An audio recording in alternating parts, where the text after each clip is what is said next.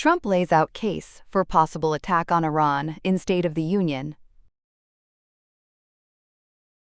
India and Israel, trade, defense, and diplomacy. Army will occupy all Gaza if Hamas does not disarm, Israeli minister. No thanks, Greenland. Denmark reject Trump's hospital ship offer. U.S. President Donald Trump has outlined his justification for possible military action against Iran during his State of the Union address. Trump said the United States will not allow Iran to develop a nuclear weapon, calling the country the world's largest sponsor of terrorism.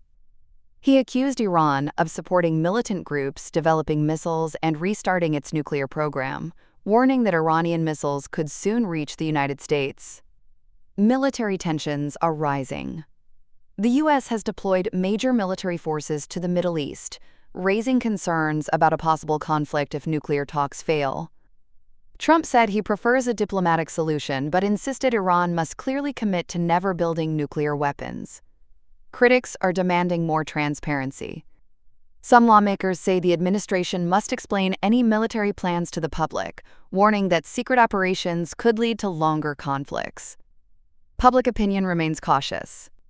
Polls show most Americans support using military force only when facing a direct threat, highlighting the political risks of another war. Despite tensions, Trump said the United States will seek peace, but remains ready to act if necessary. Indian Prime Minister Narendra Modi is visiting Israel to strengthen ties with one of India's key trade and defense partners. India and Israel have expanded cooperation in defense, technology, agriculture, and cybersecurity, while New Delhi continues to balance relations with Gulf countries and Iran. Trade remains a key pillar. Bilateral trade reached about $3.7 billion in 2024-25, covering sectors such as agriculture technology, water management, manufacturing, and diamonds. Indian companies are also active in Israel, including the Adani Group's operation of the Haifa port. Strong defense partnership. Israel is one of India's top arms suppliers, providing about 13% of India's military equipment in recent years.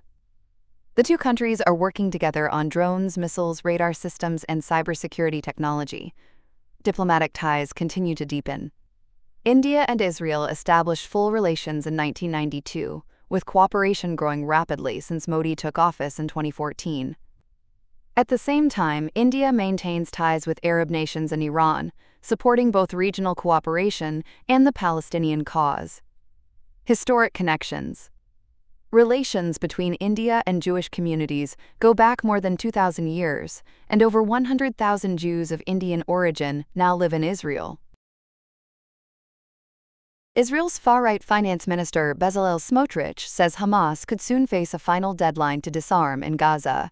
Smotrich told Israeli media that Hamas may be given an ultimatum in the coming days to lay down its weapons and fully demilitarize Gaza. He warned that if Hamas refuses, Israeli forces are prepared to take military action with U.S. support. Israel invaded Gaza in 2023 after Hamas's October 7th attack.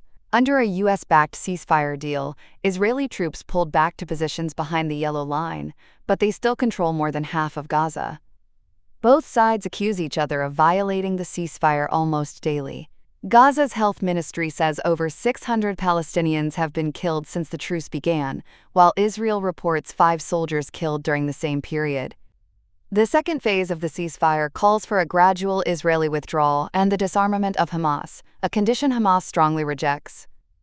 Smotrich said that if Hamas does not disarm, Israel will enter and occupy Gaza again, adding that military plans are already being prepared. A proposed U.S. peace plan also includes a 20,000-member international peacekeeping force, but Smotrich said foreign troops would likely withdraw if Israel launches a new operation. Meanwhile, fighting continues. Gaza security sources report Israeli shelling in northern Gaza and tank fire in Khan Yunis, along with airstrikes. Israel says its troops recently killed a fighter who crossed into Israeli-controlled territory. Denmark and Greenland have rejected an offer from former U.S. President Donald Trump to send a naval hospital ship to Greenland. Trump said the ship would help people on the Arctic island who were "sick and not being taken care of."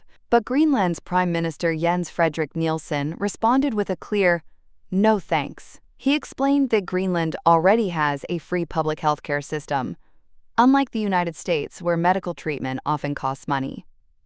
Denmark's Defense Minister Truls Lund Poulsen also said Greenland's healthcare needs are already being met, either locally or in Denmark. He stressed that no special medical mission is necessary. Greenland currently has 5 regional hospitals, including a main hospital in the capital, Nuuk. Healthcare is free for citizens across the territory.